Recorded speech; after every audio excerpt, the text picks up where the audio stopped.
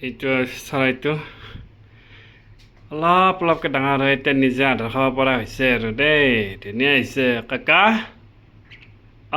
কাকা এনেকৈ মাতিলে তুমি মাত দিবা না। কাকা খাইছানে আজি?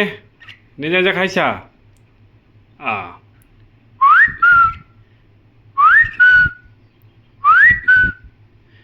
মই সুৰিলে সি আগতে মানে এডভান্স মাতে।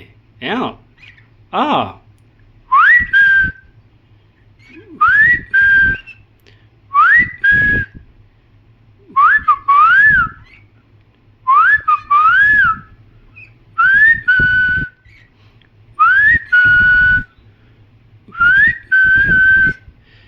এতিয়া ঘৰটো দেখা পোৱা হৈছে যে পূৰা একদম।